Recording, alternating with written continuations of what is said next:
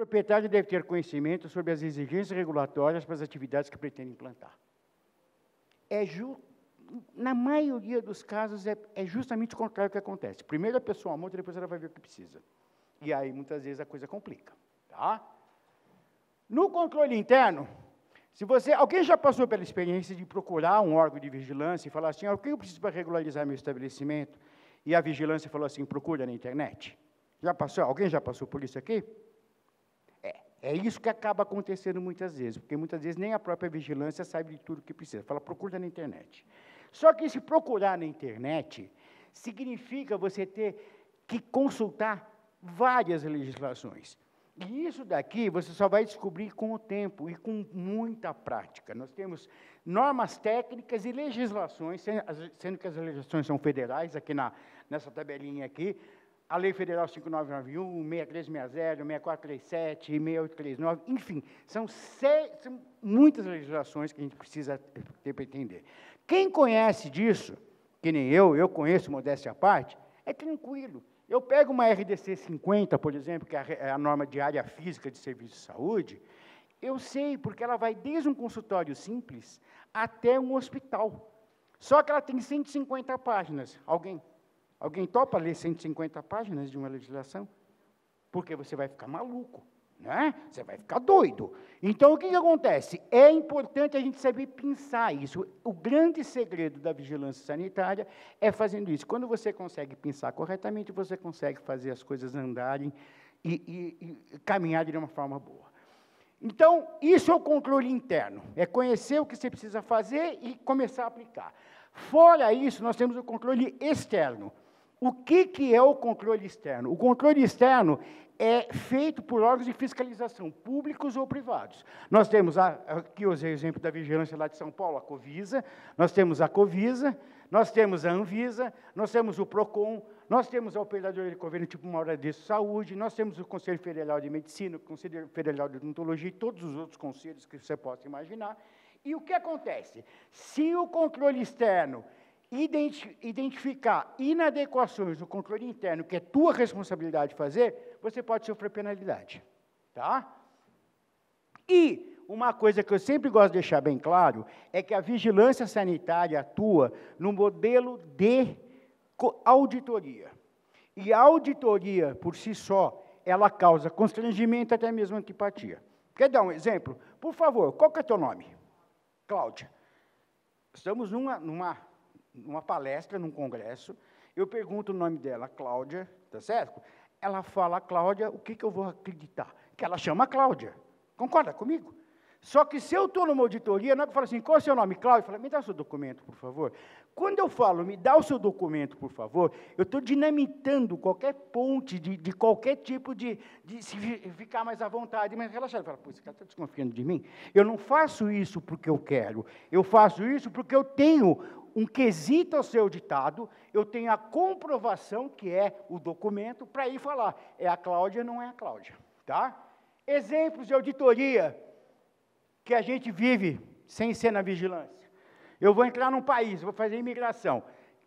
Tem coisa mais constrangedora que fazer imigração? Fica a pessoa olhando lá, o guarda lá olhando, olha para a tua cara, você vai ficar onde? Você está levando quanto de dinheiro? Você vai passear? Você fica lá e fala assim, meu Deus, acho que eu vou ser preso aqui, não vou entrar no país, enfim. E temos também a auditoria de blitz, né, de trânsito.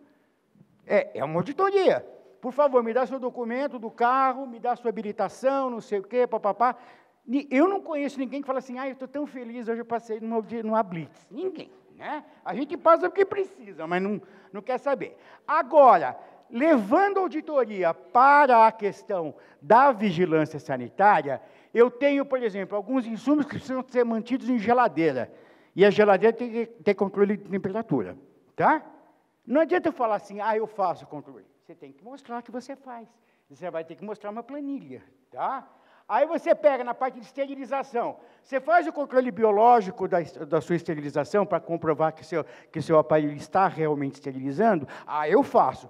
Cadê a sua planilha de anotação? Não tem. Não tenho. Pronto.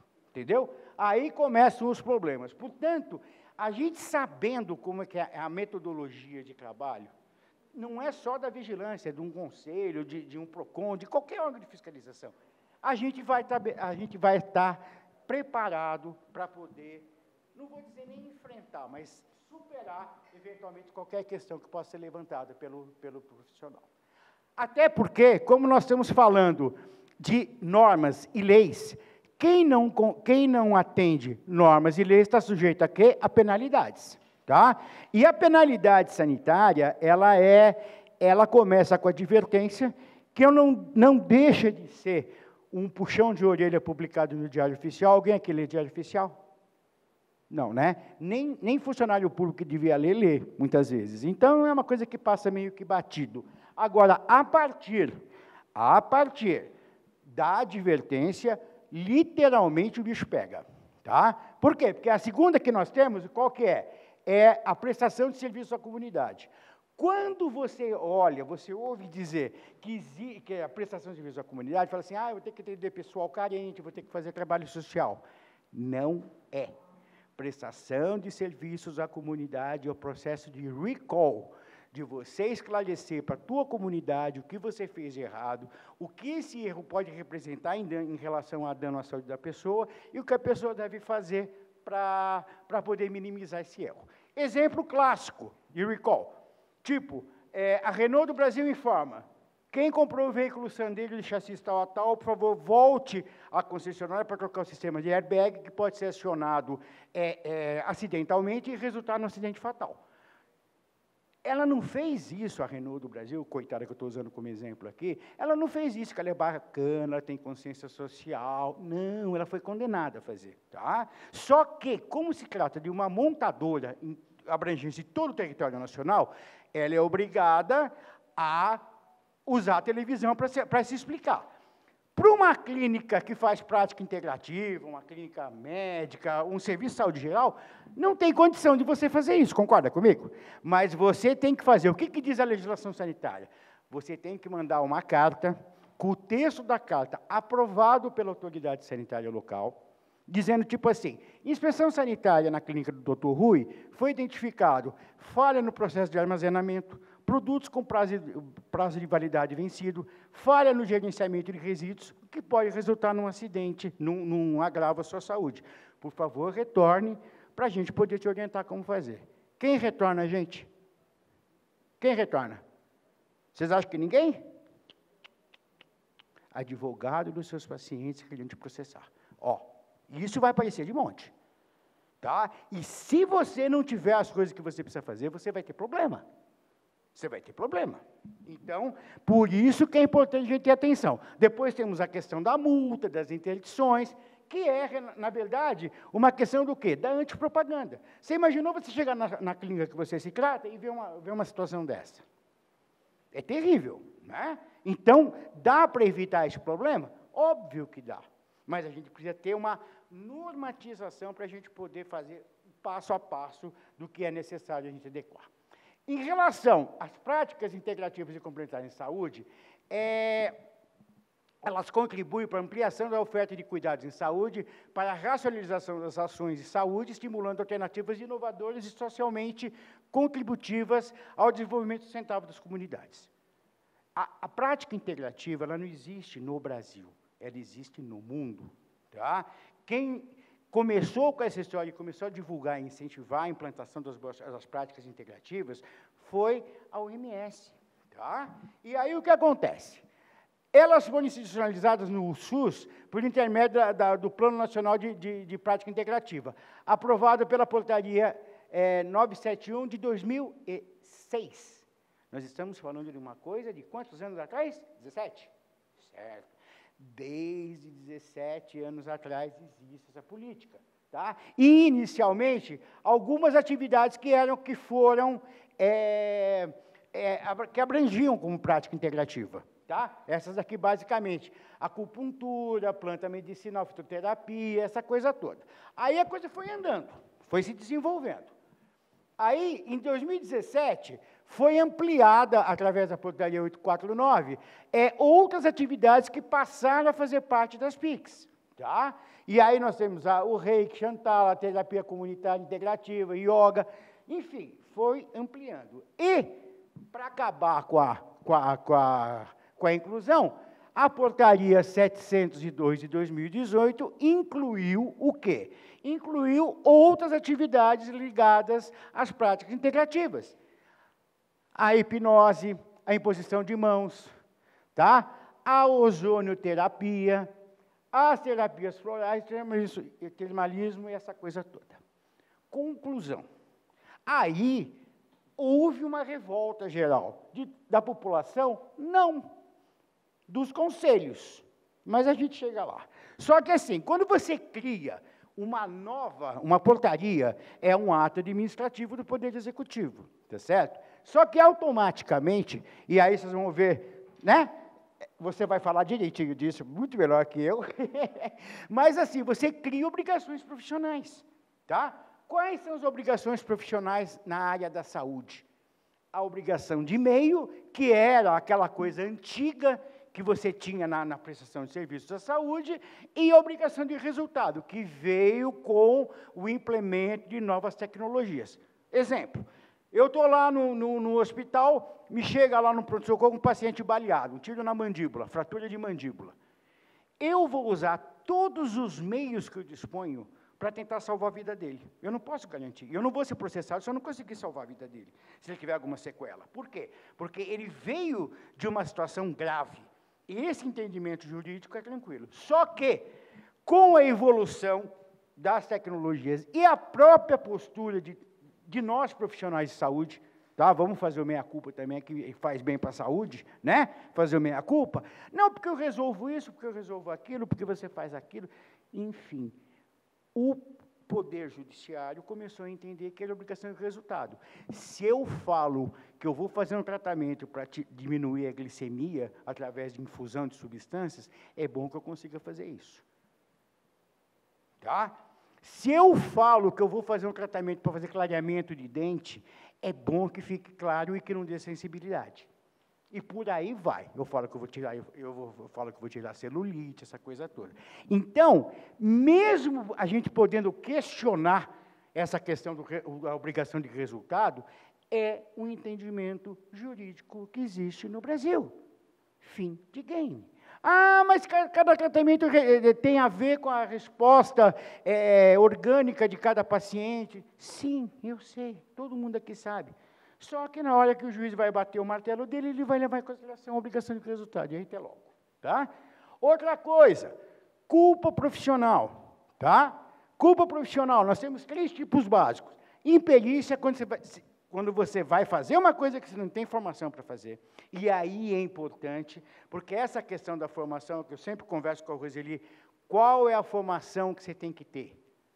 Não está ainda muito bem definido. Tem muita gente que tem uma formação que não é reconhecida, e nós vivemos, desde uns anos para cá, uma situação confusa. Por isso é importante se ter apoio de entidades para você não ser acusado de ser imperito, fazer uma coisa que você não sabe fazer.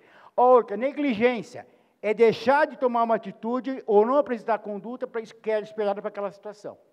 Tá? E a imprudência, pressupõe uma ação precipitada e sem cautela.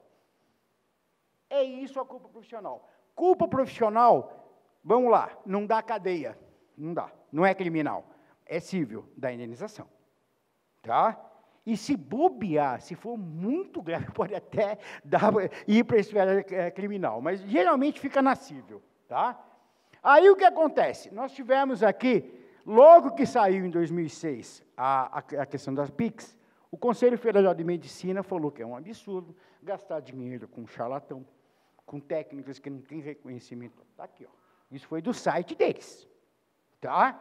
Aí, nós estamos aqui no Paraná. O Conselho Regional de Medicina do Paraná falou a mesma coisa, referindo. Então, desde lá já se posicionaram assim, somos contra a PICs, somos contra outras profissões de saúde. O médico que define a saúde. Só que se o médico atendesse só do médico, estaria ótimo. Só que ele não atende o médico, ele atende todo mundo. Ele atende o advogado, o professor, o engenheiro. Então, as pessoas têm direito de escolher. Direito de escolher aquilo que acha melhor para a sua vida, para tentar salvar, certo? De alguma doença, de algum agravo. Então, o que acontece? A gente está trabalhando, e há muito tempo que a gente está trabalhando com essa questão, principalmente de ozônio, tá, junto à Anvisa, no sentido de quê? Qual que é a nossa estratégia? Primeiro, a Anvisa já entende que existem estabelecimentos que são serviços de saúde, ok, tudo aí não tem problema, mas também os serviços de interesse para a saúde. Tá? E é por aí que nós vamos conseguir ter o reconhecimento da atividade que vocês fazem. Por quê? Nos estabelecimentos que oferecem serviços classificados como serviços de interesse à saúde, são realizadas atividades em que a prestação de assistência ao indivíduo ou à população humana não exige a supervisão de um profissional de saúde. Eu vou fazer hipnose. Eu vou fazer imposição de mãos. Eu preciso de alguém falando para mim como fazer? Não, não. Até porque, se eu fizer errado alguma coisa, eu posso reverter. Toda vez que a ação pode ser revertida, tá, ela fica mais tranquila, de um menor risco para a saúde da população. Vocês concordam comigo? Tá? Então, o que acontece? Ela pega isso. Tais profissionais não são considerados profissionais de saúde e, portanto, não podem utilizar medicamentos em suas práticas, ok? Devendo se restringir a utilização de cosméticos e produtos de saúde. Só podem operar equipamentos cujos fabricantes, em seus manuais, permitam o uso a esses profissionais. Atualmente, nós estamos na seguinte situação. O Embravisa, que é a entidade que eu dirijo, nós fizemos o registro praticamente de todos os aparelhos de ozônio existentes no Brasil. Tá? O que acontece? Acontece que, na época, eu sou testemunha disso, os fabricantes queriam ampliar o uso, até porque eles têm interesse, quanto mais eles venderem, melhor para eles, certo? Eles tiveram interesse em ampliar, só que os conselhos regionais não deram apoio. Até para minha surpresa, tá? Sendo sincero em dizer, para minha surpresa, o único conselho que deu apoio para a gente poder fazer o registro dos equipamentos foi o Conselho de Odontologia. Tanto é que os equipamentos são registrados para uso em odontologia e estética. Tá? Estética, pelo uso já muito conhecido, já entendido como eficiente, né? Na área de tipo limpeza de pele, essa coisa toda, e não odonto, porque a gente teve material. Agora, com essa nova legislação que foi aprovada, os fabricantes estão buscando desesperadamente os conselhos para que a gente tenha condição de ampliar o uso para outros profissionais de saúde. Tá? Só que, mesmo assim, a gente não pode esquecer, e aí é que eu me pego, que não é só profissional de saúde, tem profissional de interesse à saúde. Porque se a gente não tiver esse cuidado, nós vamos aniquilar uma grande quantidade de pessoas que trabalham nessa área de interesse à saúde. As áreas, existe uma resolução no Conselho Nacional de Saúde, que é de 98. Ela classifica quais são as profissões de saúde.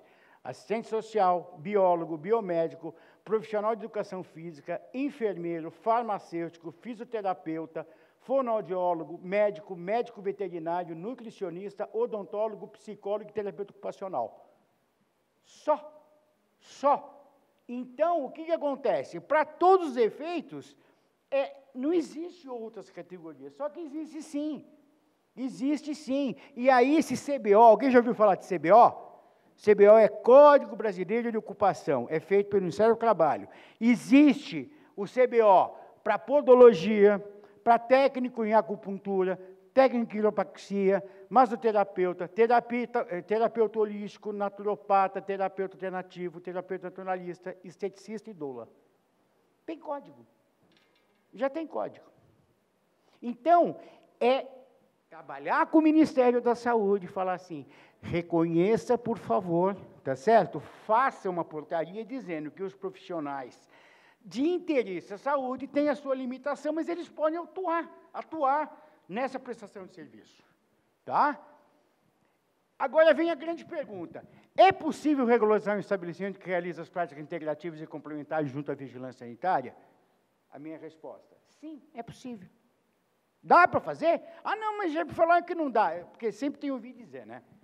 Nessa área regulatória, sempre tem ouvido dizer, porque uma amiga falou que lá na esquina, não sei o quê. Esquece, gente. Tá? Vamos trabalhar no preto no branco. O que acontece? Primeira coisa, adequação documental. Tá? A partir do momento que você é um profissional terapeuta, mas você quer ter seu estabelecimento, você vai ser, além de terapeuta, você vai ser empresário também. E aí você precisa ter um CNPJ, tá? E no CNPJ é importante lembrar que o que vale para os órgãos regulatórios é o objeto social. Se eu e a Cláudia vamos montar aqui, desculpa estar usando você como exemplo, Cláudia, mas eu e a Cláudia, a gente resolve fazer uma sociedade. Não interessa para ninguém se ela tem 80%, tenho 20%, quem que vai administrar, não interessa. Vai interessar para que serve a nossa empresa. E isso é objeto social, porque do objeto social é que é feita a classificação CNAE, Classificação Nacional de Atividade Econômica, tá? E aí o que acontece? Qual que é a sugestão que a gente dá? Se algum médico aqui, por exemplo, tentar ampliar, eu já tenho um CNPJ para clínica médica com consultas, e eu quiser ampliar para a prática integrativa, sabe o que vai acontecer? O CFM não vai deixar. Ele vai falar assim, a gente não reconhece prática integrativa como atividade médica. Você vai ter que ter um objeto social que dê conta de ser aceito, mesmo que seja, no português, claro, goela abaixo dos conselhos. É um estabelecimento que se destina a desenvolver atividades de atenção à saúde humana, incluindo as práticas integrativas e complementares em saúde e outras atividades destinadas ao bem-estar. Usou esse objeto social, acabou. O objeto social em contrato, principalmente na área de serviço de saúde, ele tem que ser genérico. A gente tem que usar o que a nossa língua pátria nos proporciona. Eu posso falar muito e não dizer nada, e dizer nada falando muito. Certo? Então, eu não posso chegar... Eu vou fazer, por exemplo, na área médica, o cara vai fazer exame de imagem, eu vou fazer tomografia, mamografia, densitometria. Se ele fizer alguma coisa a mais, que não está naquele objeto social, está errado. Então, ele fala assim, vou fazer exames complementares de imagem, pronto. Toda atividade econômica, ela tem um código. Desde 2006, veja, não sei se vocês já tinham essa informação, desde 2006, a Receita Federal do Brasil incluiu um código específico para as PICs. Desde 2006, gente. Código 8690-901, atividades e práticas integrativas e complementares de saúde.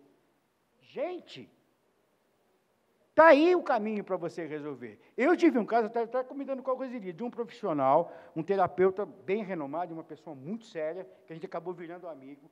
Ele foi denunciado pelo Conselho Regional de Medicina do Mato Grosso como charlatanismo, exercício ilegal da medicina. O cara estava todo desesperado, ele estava para ser preso, entendeu? Só que o que acontece? O CNAE que ele usava, sabe qual que era? Hotel e hospedaria. Pô, meu amigo, eu falei, não, você está brincando. Né? Aí a gente arrumou tudo, vocês vão ver depois o resultado. Depois eu vou mostrar o resultado para vocês. Tá? Então, aqui, ó, CNAE, principal, práticas, atividades e práticas integrativas e complementares em saúde humana. Você pode ter um CNAE principal e tantos CNAEs secundários quanto aqueles necessários para você dar conta de tudo que você faz na clínica. Prática integrativa. Só que aí ele tinha terapia ocupacional. Terapia ocupacional só pode ser feito com quem é terapeuta ocupacional, com inscrição no conselho. E prática de acupuntura. A acupuntura já é mais genérica, tem alguns conselhos que reconhecem a autorização, mas não pode ser uma pessoa que não tem a formação de fazer. Entendeu? Então, você pode ter a prática integrativa e separar dos outros. E aí você contrata um profissional para fazer, certo? Sem o menor problema. Aí, depois disso tudo, você vai fazer a inscrição da sua clínica junto ao município, porque o município está preocupado com o quê? Dinheiro do ISS, gente. Nenhum governo brasileiro vai abrir mão de arrecadação. É 5%, tá? Que você paga sobre toda a nota que você emite. Então, o governo vai querer pegar a parte dele. Mas regulariza. É melhor pagar imposto e ganhar e não ter o sufoco de achar que vai ser tratado como bandido, como aqui ninguém é bandido, tá certo? Mas a gente tem que tomar mais cuidado. Aí, depois disso, eu fiz inscrição municipal, eu vou ter que ter o quê? Documentos que atestem a regularidade do imóvel. Auto de vistoria do Corpo de Bombeiro, ou licença do Corpo de Bombeiro, que todo o imóvel no Brasil que não é utilizado para residência, precisa ter documentação do bombeiro. Principalmente depois aí no Sul, quando deu problema lá com a Botkiss, né? Que até bombeiro foi preso naquela época, de tanta bobagem que eles fizeram. Mas, enfim. Tá? E o certificado de detetização, de controle ambiental. Limpeza da caixa d'água e detetização. Tá? É isso que precisa fazer. Fora isso, existe a necessidade de você fazer o quê? De você adequar as suas atividades dentro dos princípios das boas práticas de funcionamento. RDC Anvisa 63, de 2011, dispõe sobre as boas práticas de funcionamento para serviço de saúde. Você tem que seguir, independente do que você seja, independente do que você faça. Você tem que ter um sistema de qualidade, tá? Aqui no caso, o manual de boas práticas, tá? Perceba, o manual de boas práticas descrito que ele faz PIX, tá? E procedimentos operacionais padronizados. O conjunto, manual de boas práticas e procedimento operacional padronizado, escrito também como POP, conhecido como POP, é o que institui o sistema de boas práticas de funcionamento. Certo? Então, se não tiver isso, você vai ter problema de qualquer maneira. Ah, mas doutor, agora eu estou usando ozônio, eu tenho medo que a vigilância vá lá no meu serviço e me interdite que eu tenho ozônio. Ela não vai te interditar por causa do ozônio. Ela vai te interditar porque você não vai ter nada. Você não tem controle de temperatura, você não tem gerenciamento de resíduos, você não tem POP, você não tem detetização. É isso que acontece. Se você tiver, o simples fato de fazer é muito mais fácil. E detalhe, vocês vão ouvir depois, na sequência, se vocês tiverem a coisa em ordem, é muito mais fácil para a parte jurídica atuar a favor de vocês. Agora, se não tem nada, é o tal negócio. Desculpa. Aí vocês não precisam procurar um advogado, vocês precisam procurar um mágico. Desculpe, mas é verdade. Você imagina, você não tem nada, você tem que atender um monte de coisa, e não tem nada, é complicado. Fala.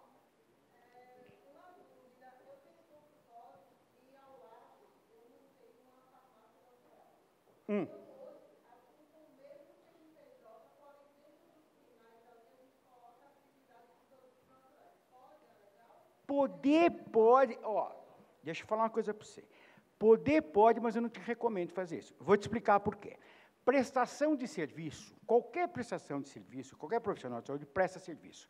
Quando você presta serviço, você é obrigado a ter apenas restrição municipal, porque você não tem que ter inscrição estadual. Agora, quando você tem comércio, você é obrigado a ter inscrição estadual, entendeu? Então, você tem que, se você confiar bacana no seu contador, maravilha.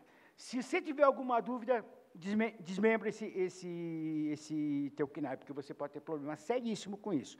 CNPJ de comércio não é o mesmo de prestação de serviço. Desculpa, qual que é a tua formação? Eu sou terapeuta molecular e graduada em biomedicina. Perfeito. Se você fosse médica, você responderia um processo ético por mercantilização da medicina. O médico não pode ser responsável técnico por empresas de comércio. Você sabia disso? É o único, tá? É o único. Por isso que eu falo, às vezes o pessoal reclama de médico, mas médico também é o seguinte, eles têm que pagar cada sapo que vocês não têm noção, tá? Eu não sou corporativo, eu sou dentista, mas é complicado, porque o nível de exigência e cobrança deles é muito grande, tá? Então, assim, você respondeu um processo ético. Só porque você tem um comércio de produtos é um negócio complicado, tá? Outra coisa, gente, aviso importante, e isso é muito importante, a ausência de uma norma específica para as PICs, porque a Anvisa está, né, literalmente enrolando para fazer a parte dela, apesar dela ser... veja, olha que situação engraçada que acontece nesse país. A Anvisa é uma autarquia ligada ao Ministério da Saúde, ou seja, o chefe é o Ministério da Saúde. Tá? Apesar dela ter autonomia, não sei o que, mas, hierarquicamente, ela está ligada ao Ministério da Saúde. O Ministério da Saúde autoriza a PICs, certo? O que fala a Anvisa? Eu não autorizo. Eu não vou autorizar. Pô, como que é? O teu chefe fala uma coisa, você diz, teu chefe. O presidente da República aprovou a lei da ozonoterapia, que foi, eu não sei se vocês acompanharam isso, eu acompanhei direto, aprovada por unanimidade. Sabe o que é unanimidade? Todo mundo, ninguém foi contra. Queria que o Lula fizesse o quê? Falasse, não, eu não vou aprovar, ele não é besta. Nem ele, nem qualquer outro que estaria lá. Aprovou. O que fez a Anvisa? Não, nós temos que discutir ainda, não sabemos se vamos aprovar, porque eles podem tentar criar, e o ex-presidente da Anvisa falou isso, eu fiquei indignado, porque eu conheço ele, eu o tinha com boas referências, mas não o tenho mais. Ele falou assim, a Anvisa pode criar medidas regulatórias intransponíveis para o uso da ozonoterapia. Certo? Conclusão, é essa a briga que nós vamos ter? Vamos lá, vamos para o pau. Não tem problema. Eu dou um boi para entrar numa briga e uma boiada para não sair, tá? E nós vamos ganhar essa brincadeira, nós vamos ganhar isso com certeza, tá? Então, assim, nós temos norma para gerenciamento de resíduo, nós temos norma para legalidade de produto e equipamento, nós temos norma de controle ambiental, treinamento e procedimento. Um estabelecimento de PIX precisa ter isso também, adaptado a PIX, mas precisa ter, tá? Resultado final daquele profissional que foi acusado de charlatanismo, exercício ilegal, tinha mandado prisão. Saiu a licença sanitária dele, aqui, ó. Saiu a licença sanitária dele, e mais, o serviço dele está incluído no CNES. O que é CNES, para quem não sabe? Cadastro Nacional de Estabelecimento de Saúde, que todo serviço de saúde tem que ter o CNES. CNES aqui, ó. Um CNES, Exande, sai como clínica, centros de especialidades, porque as práticas integrativas, pelo Ministério da Saúde, é considerada uma especialidade. Sabia disso? Olha que estranho. Então, a Anvisa não tem uma norma, mas o Ministério da Saúde não só dá o código, como dá também o número do CNES. Quer dizer, então isso serve para... Eu quis mostrar isso, lógico que conversei com a pessoa antes, eu tenho vários casos que eu fiz isso no Brasil inteiro, tá? São mais de 30 estabelecimentos aí que a gente já regularizou dessa forma, só que como eu tenho uma proximidade mais, até de amizade com ele, eu pedi autorização para mostrar o caso dele, mas é possível, gente. Eu não estou viajando, eu não estou delirando, nada disso. Para acabar a nossa conversa aqui, tenha cuidado, porque atuar sem documentação sanitária é uma roleta russa. Tá? Hoje em dia, tem gente que já vai no consultório buscando te processar depois. Muito cuidado, seja honesto. Honesto. Não prometa aquilo que você não pode resolver. Tá? Se alguém quiser entender o que eu estou falando de uma forma bem clara, pega uma caixinha de dipirona e lê a bula da dipirona. Se você lê a bula da dipirona, você não toma dipirona. Quando é no serviço, é assim, não, pode fazer, isso dá certo, sempre, principalmente na estética, tá? Sempre vai dar certo. Não, se tem essa ruguinha, a gente tira, tem essa celulite, a gente tira. É bom que tire, porque se não tirar, vai ter problema.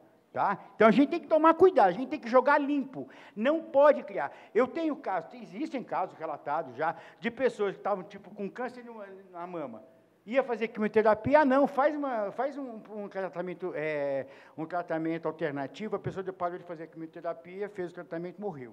Tá? Então, a gente tem que tomar muito, a gente está lidando com gente, mesmo que fosse com bicho, a gente tem que tomar cuidado, porque pela legislação brasileira, só para ficar bem claro, a legislação brasileira fala assim, quem pode prescrever medicamento nesse país é médico, é dentista e é veterinário. E, eventualmente, enfermeiro em alguns programas ligados diretamente ao SUS. Tá? Por favor. Qual a diferença desse caso ali da pessoa que fez aí a produção da vida, a penalidade de nós, terapeutas, quando a gente faz algo e a pessoa morre? Mas, no caso da quimioterapia, que a gente já viu um monte de morrer, o que a Anvisa faz para nos amparar também mediante a isso? Já que existe, né, para uma classe, eu gostaria de saber o que a gente pode também com a outra classe. Veja, não é só a questão da Anvisa, a questão da legislação de uma forma geral. Se vamos supor, eu sou um paciente, eu estou com câncer de próstata, eu quero fazer um tratamento com você. Você pode explicar para mim, olha, Rui, você vai fazer o tratamento, e tudo por escrito, tá? Pelo amor de Deus, palavra nada. olha, você vai fazer o tratamento, você pode continuar até com a quimioterapia, mas tem que fazer, é um tratamento complementar, não é não tem milagre, não tem milagre. E isso é importante a gente entender.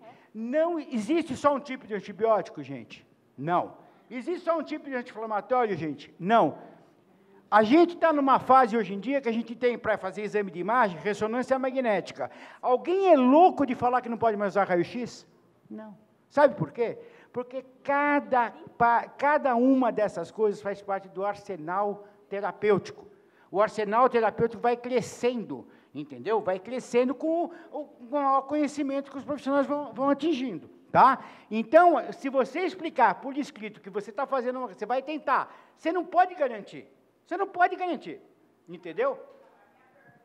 Eu, como terapeuta, já faço desse detalhe. Sim. A pergunta minha era o seguinte, eu agora, como paciente desse médico que me receitou a quimioterapia, eu fiz e eu morri. Aí ficou a minha família, né? E o que ela pode exigir, amparada pela Anvisa, né? Pelos males ali que aconteceu, porque no caso da pessoa que fez a terapia integrativa, houve lá a punição que eles podem Olha, na recorrer. verdade, deixa eu te falar uma coisa. Aí é esse o detalhe que a gente não consegue ainda compreender. O que acontece é o seguinte, geralmente, se todo mundo fizesse que nem você, provavelmente a gente ia ter muito menos problema. Tá certo? Não te conheço, não estou te elogiando de bobeira, mas é que a maioria não faz. Tá? Não faz nada por escrito. Agora, o que acontece é o seguinte, você não tem governabilidade para o paciente falar assim, eu não faço mais quimio, vou fazer só tratamento alternativo. Certo? Doutor Laí Ribeiro, acho que você já deve ter ouvido falar, eu dou aula lá no curso dele já faz tempo, essa coisa toda. O que acontece?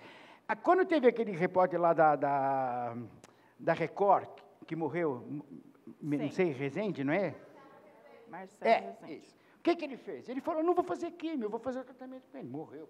Não aconteceu nada, tá? Por quê? Porque é uma doença séria, diagnosticada, comprovada. Não é uma imperícia, não é a pessoa estava com uma doença.